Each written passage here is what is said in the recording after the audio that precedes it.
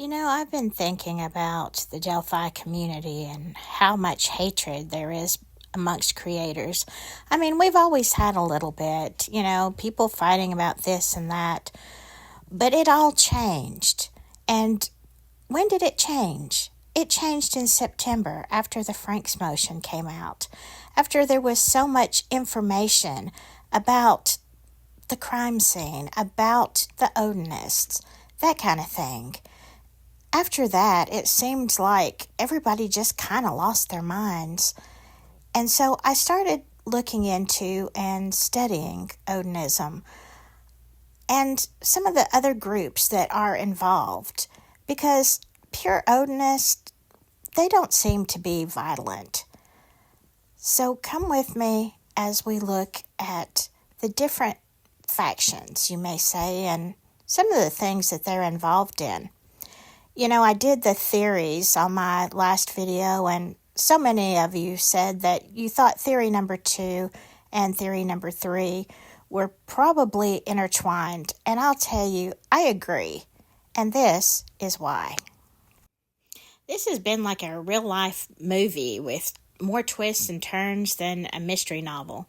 So, who's pulling the strings, and who's playing cover-up?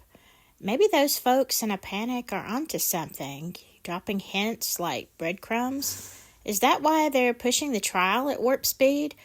Because, nothing says justice like skipping due process. You gotta find a scapegoat before the game unravels, right? But here's the thing. There is a very real difference between traditional Odinism and what we've seen playing out in Delphi, and that is because there is another factor involved.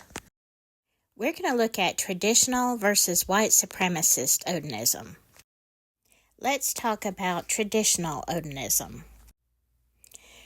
Traditional Odinism is a contemporary revival of pre-Christian Norse religious practices. Followers often engage in rituals, honor the Norse pantheon, and celebrate seasonal festivals. The majority of Odinists adhere to inclusive and non-discriminatory principles, emphasizing the importance of community, nature, and ancestral connections. But now let's talk about the supremacy Odinism, such as Vinlanders. These groups adhere to a very strict racial ideology. They distort the faith to promote a racist and exclusionary agenda. They may misinterpret Norse mythology and history to support their belief in a racially pure Norse identity. Extremist groups often hijack Norse symbols such as the, I can't say that word, but you know what I mean, to align with their racist ideologies. Now let's talk about hate crimes. Individuals identifying with these kind of supremacist Odinists have been linked to hate crimes, violence, and extremist activities. But how do they fund their activities? It's not like they can just go have a bake sale, you know what I mean? So they may engage in illegal activities, including the trade, to generate funds for their extremist endeavors. Interestingly enough, they might form alliances with existing criminal networks involved in trafficking of one kind or another. Involvement in this trade often exposes individuals to violence and conflict. If they are part of these activities, it may contribute to an increased risk of violent incidents or clashes with rival groups. And you have to ask yourself, is that what happened to poor Abby and Libby that day? Theories 2 and 3 collided. You have the Odinists and the trade. And if you add in the beef between a lot of these members, you have one big old sus cake.